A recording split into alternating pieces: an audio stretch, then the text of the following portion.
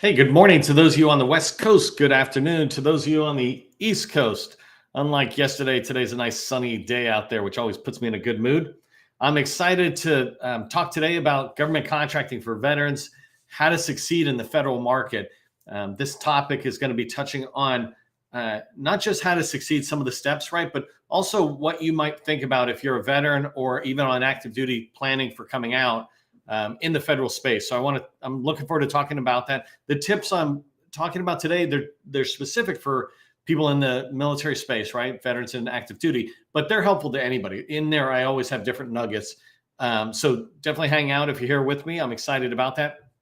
Before we get started, I do want to mention that we've got a new small business specialist directory coming out. Our plan is November 1st, getting it released. It actually is all done. So we're just doing some last minute.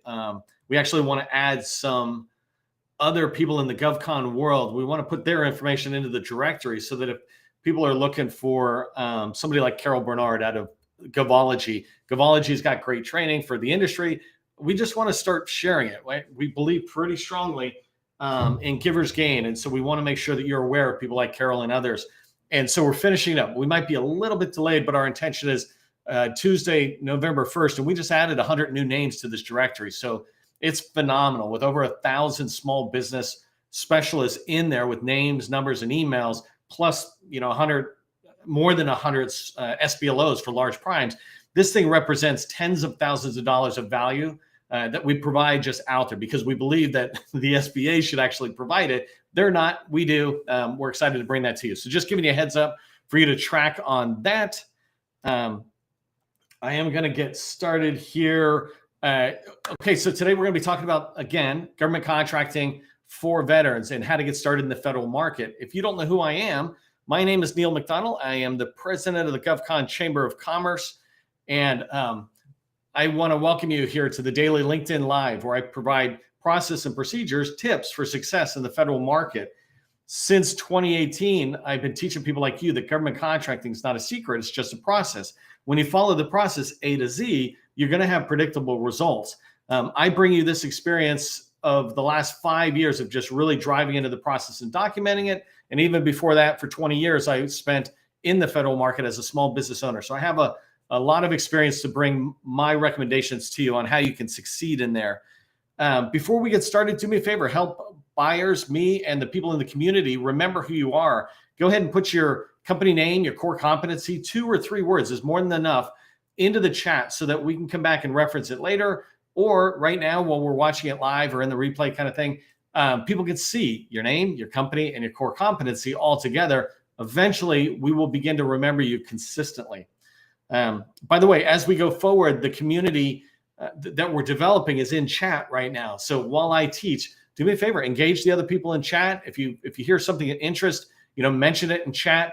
I'm going to ask you occasionally to just let me know you're tracking on what I'm saying so that I can look at this later and make sure it's resonating and see that you're understanding what I'm trying to teach. So when I ask you to put something in chat, go ahead and do that. That's always appreciated. Okay, by the way, so today's training, if you haven't been here before, I definitely move at a fire hose pace, but today's training, I want to talk to you a little bit about some important things to understand as a veteran or an active duty service member getting into the government contracting world. And then I'm going to share my screen and share some slides that I think are really, really cool. They've got graphics that just help me tell the message so much more thoroughly. So let's get started here. I want to, in this lesson, talk to you about how to get into the federal market if you're a veteran, or how to move to the next level if you're a veteran or active duty going in. And so a couple of things I'm going to share today. Major difference between being a soldier, sailor, airman, and a on your own in the commercial space or in the government contracting space. Second thing I want to talk about is just really quickly, difference between salaries. If you're wondering about which space to get into because you're thinking about maybe being an employee compared to a small business owner. The third thing is how you can find funding. There's all sorts of funding, hundreds and hundreds of millions of dollars in funding for us veterans and for active duty folks as you're coming out. So I just want to briefly talk about that and give you some ideas and give you a next step on that. And then the fourth one before I share my slides is I just want to talk about the biggest mistake that I find active duty, people who are still currently in the military, make when they're thinking they want to be a government contractor. I want to start a business maybe when I get out. I'm going to talk to you about the biggest mistake and maybe what you should do instead. And then I'm going to share some slides and drive into the main difference between thinking about selling, whether you're a small business owner or a salesperson, selling in the commercial market, state and local, compared to selling to federal government agencies. So we're going to end up with that. So let me just talk briefly about the difference, the main difference that I see and what I want you to pay attention to as you're thinking about getting into government contracting and coming out. And this is my way of looking at my service in the military. If you don't know this, I was in the Army. I started off in the Army Rangers. So I was a machine gunner on the ground back during the first Iraq War. So way, way, way back.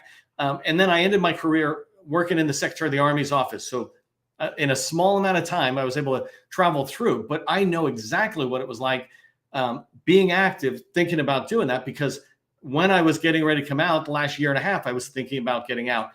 I was very fortunate because I worked at the Secretary of the Army's office. A lot of the people I interacted with were 2, 3, and 4-star generals. I was very low rank interacting with these people, and they just pulled me under their wings and began to give me advice. And many of them were friends with retired generals who had their own government contracting firms. And so I was able to get some insight coming out.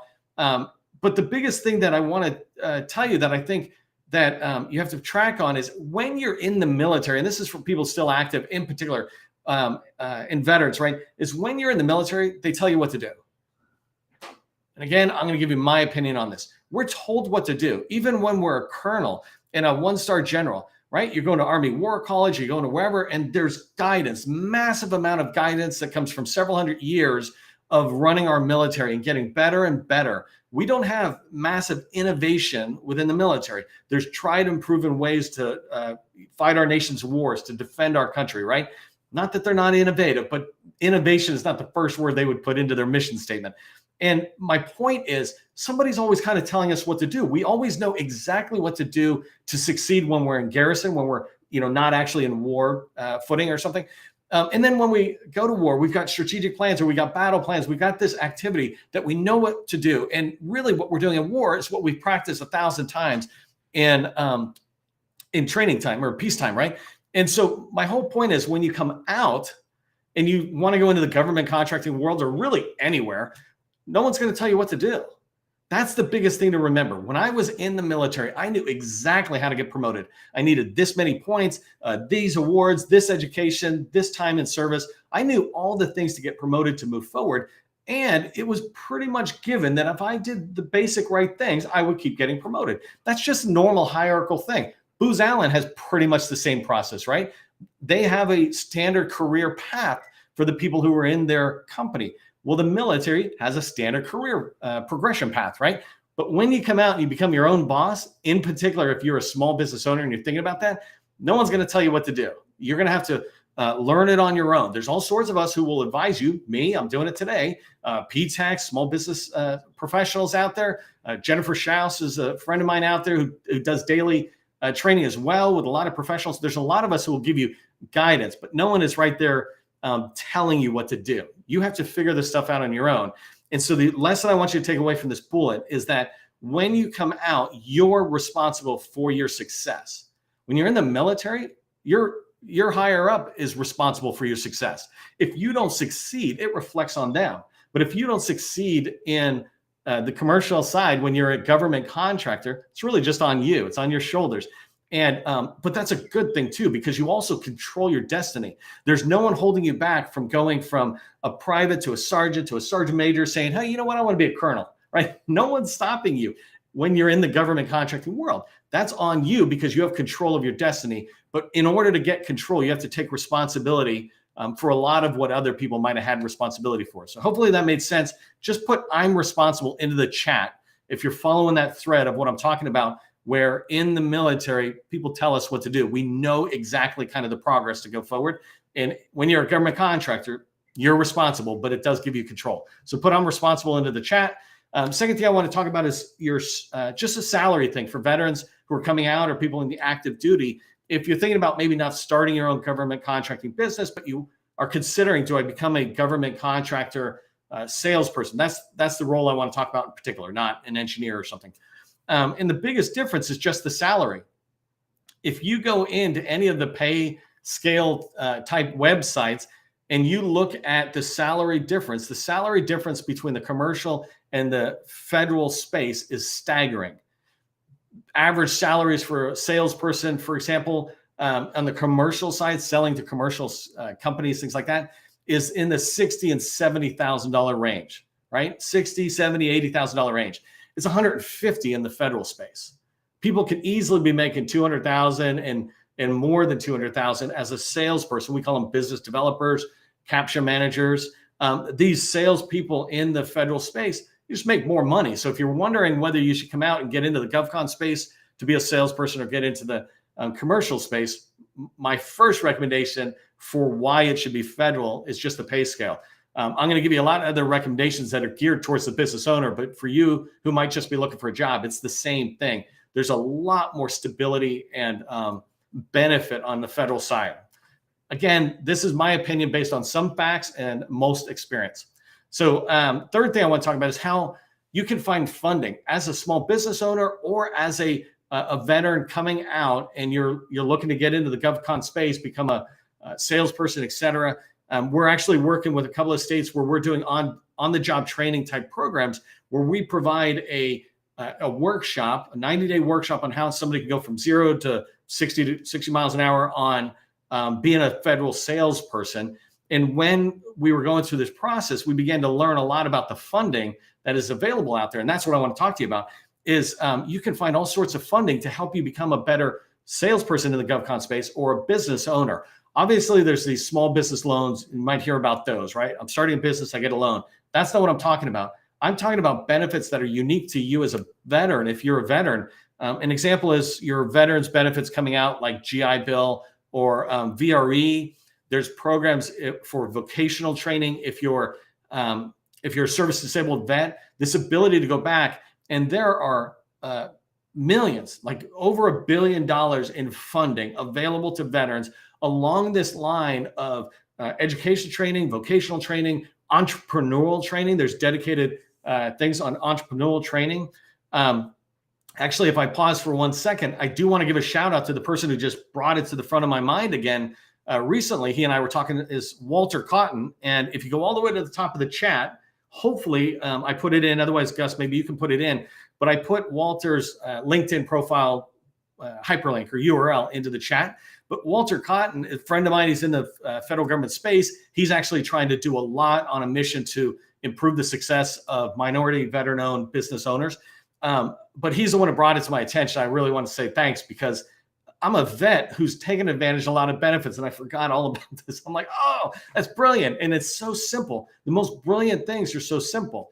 So go check out Walter on that. Also, go into the VA and begin to understand your benefits. This goes to the next bullet point I wanted to just mention here is go meet with your Small Business Administration, SBA's VBOC, Veteran Business Outreach Center. The VBOCs are one of the, what I call the 7 mentors. If you're starting a business, if you're thinking about it, you're active duty, or if you're a veteran and you've kind of already got into this world, you must have a relationship with a VBOC. And if you don't have one local to you, find the closest one. And I think there's like 20 currently, maybe more, but 20 VBOCs around the country. Just pick up the phone and call them and say, I'm a veteran. I'd like to figure out how I can work with you. They're fantastic for helping get you started on information, guiding you.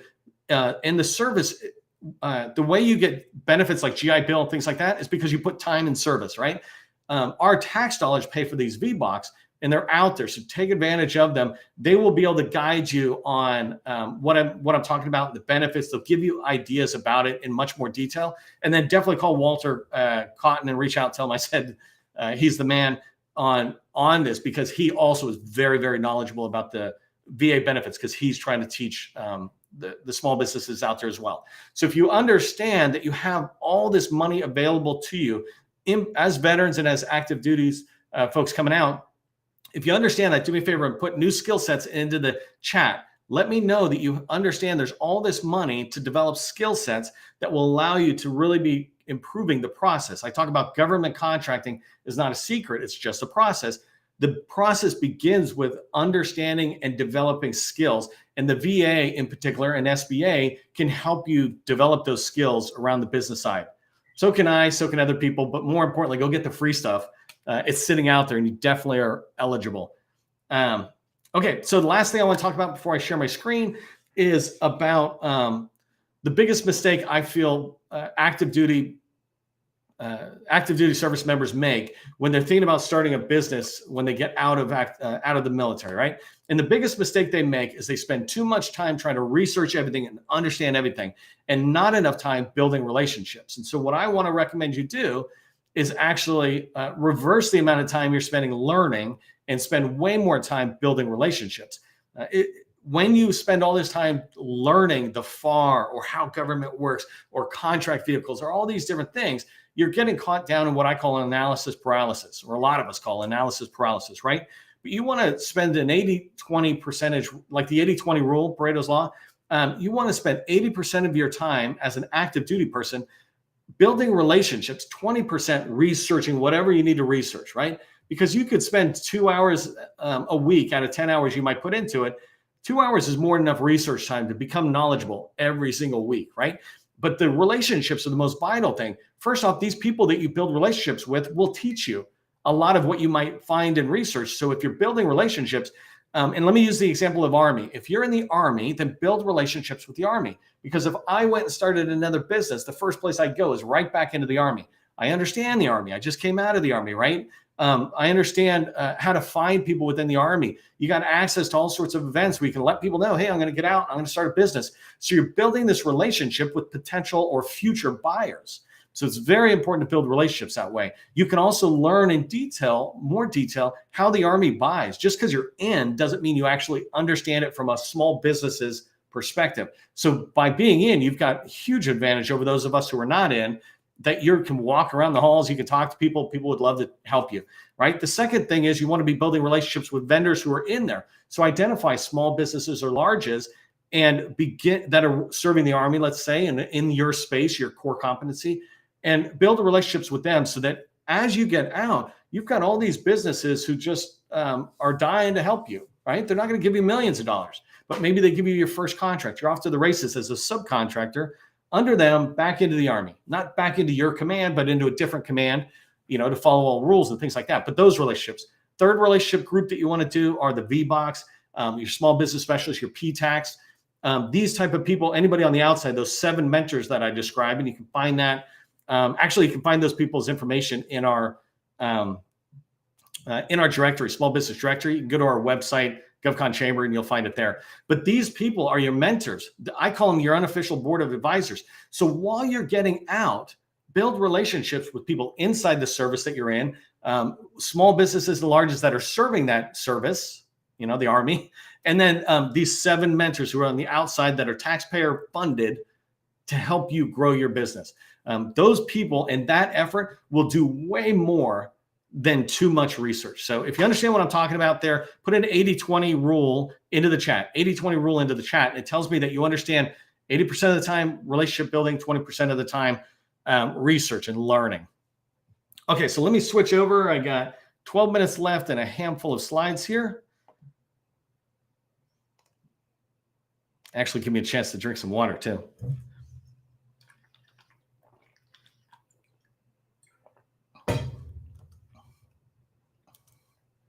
So what I want to share now is just a couple of quick slides to help guide me in what I want to tell you about the difference between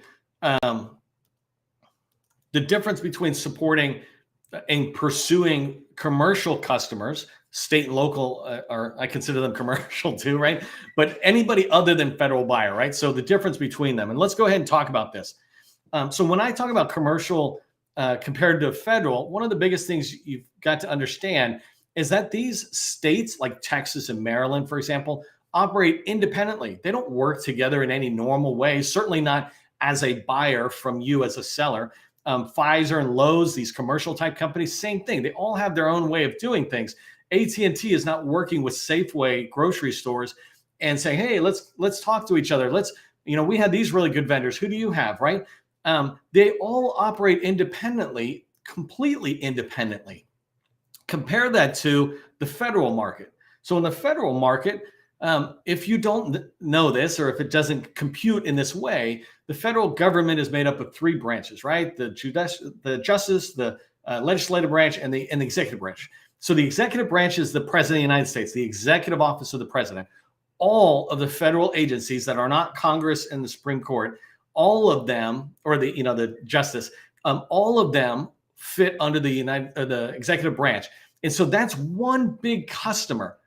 When we talk about budgets, the last 2 weeks I did training on budgets.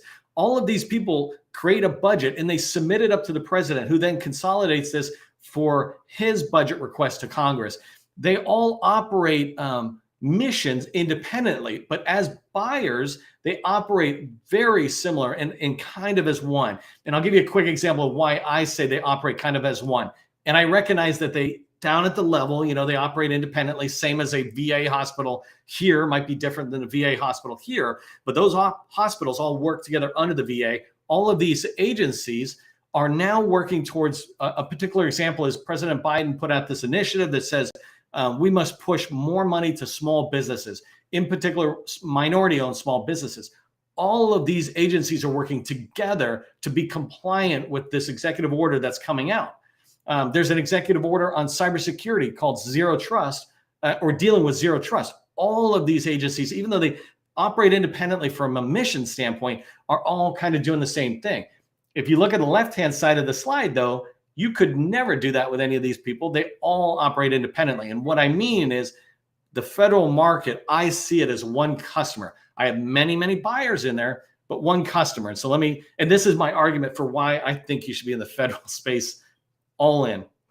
So let me talk about some reasons on why I'm tracking this in here, right? And the biggest thing that I like about the federal government is the similarity of how all these different agencies inside the single cloud do things, right? Everybody on the left-hand side, these independent clouds do it separately, but inside the federal market, they all do it together. For example, in the federal market, there is one tool where you register as a business who wants to sell to the government. It's called sam.gov.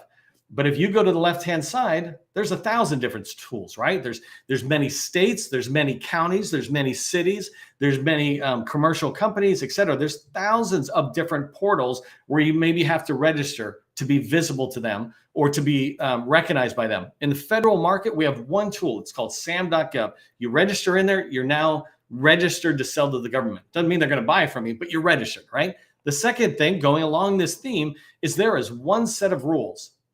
People might have modifications lower down, but there's one overarching set of rules for the federal, in this case, far as federal acquisition regulations, but for the federal government, the way that they buy. An example is something as simple as, can you abuse small businesses as a vendor, right? There's rules that say, no, you may not do that. And here's how fast you must pay them, or here's how you must treat them well. And here's how we know that you're not treating well, et cetera.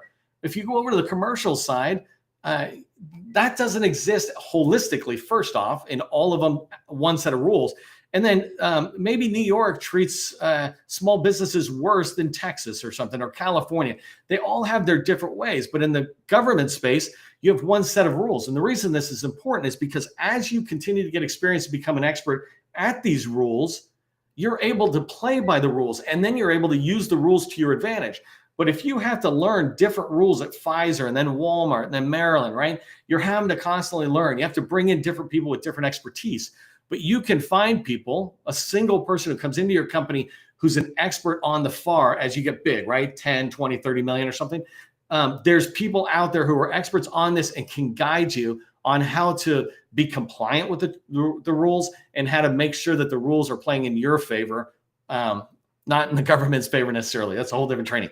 Third thing, right? There's a past performance repository, what I like to call the Yelp of the federal government, right? It's called CPARS. And this is where when you do work at a certain level, right? If it's too low of dollar value, it doesn't go in here. But when you do work, you are rated as a vendor in this tool called CPARS. And all the other agencies that are inside this federal market cloud, all the other agencies have the ability to come in and see what did the Army say about you? If I'm in the Navy and I'm looking, or if I'm in TSA, Transportation Security Agency, right? And I want to see what you've done. I'm like, oh, I see you've done work at NIH. They said you did satisfactory work. Cool. Oh, look at the IRS is saying you did exceptional work. It's one repository. Over here on the left-hand side, you don't have that. You only have your word that you share 100 times, but they don't all go to one CPARS type tool. So that's really cool because it makes your company more visible and kind of raises you above the competition if you've got good ratings, just like Yelp, right? The next one is SAM is a big tool. So the next thing SAM offers up in the federal market, and that the federal market has that no one else has, is a single opportunity list for the bulk of their opportunities, right? I'm not going to go into the exceptions, but SAM.gov is where all opportunities over a certain threshold get put so that industry can be aware of it and government has a shot at getting fair competition and bids coming in, right? But it's a single group of opportunities on SAM. You don't have that. AT&T puts its opportunities here. Pfizer puts theirs here. Maryland puts theirs here. They all have their own portals or their own ways. And so you've got to learn 100 different tools, or you got to go subscribe to somebody who like is pulling them all into a central database. But the federal government, all of these organizations are basically in SAM, minus the exceptions. And the last one is standard acquisition lifecycle. And so what this means is the standard acquisition lifecycle is how does the government buy? Go watch a training I did earlier this week on Monday that shows this roadmap of how the government buys. When you have a standard acquisition lifecycle, you can begin to identify opportunities you want to win and figure out where they're at in that lifecycle and how you can begin to influence them in your company's favor. Over here, even if they did have processes, there's not a standard process among all the states, for example. Every state, little different, and you have to learn 50 ways compared to really just one way. So if you understand what I'm saying there, do me a favor, throw "this is the way" into the chat. Let me know you're tracking on this idea that the federal market really has this common tool set that can help you succeed as a vendor. So running out of time, just want to go through these last 4 things for you to consider, and I'll just pull them all up really quick. 4 things to consider about it. In this commercial side, right? Typical contracts are 3 to 12 months, and then they have to be competed again, or you have to beg for the money again. In the federal, 5-year contracts are the norm. Budget and spending, right? It's really hard in the commercial space. I had 80% of our revenue in a commercial customer that something happened to them and it happened to us type thing. You can think about COVID, where so many companies were hit by that impact, but those in the federal space not only really weren't hit by it, but many had a chance to participate in all those trillions of dollars in spending. Transparency, you can read that here, but there's full transparency in the federal space where there's almost none in commercial. You can't go to Lowe's and say, hey, tell me what the inspector general says is your biggest challenges. But you can go into the federal agency and find out what the biggest challenges are they're running into. Plus, they give you strategic plans talking about their goals. The Small Business Act, number 4, it's what I said earlier when I said all of those agencies are working to improve minority small business spending as an example. So let me go ahead and wrap up. I'm running out of time here, but in here, we just covered a lot of different stuff on what you can consider both in the small and the federal space. And as a veteran, as you're coming out, why I'm encouraging you to get into the government contracting space. And then some of the education you can do. Definitely check out the VBox. Go check out the VA and understand your benefits. The VBox will help you interpret it out there. And then check out Walter Cotton. I mentioned him, so check him out. If you enjoyed today's training, if you found value in it, do me a favor, throw thanks into the chat. I want you to remember one thing as you walk away. Government contracting is not a secret. It's just a process. I'll see you in the next training.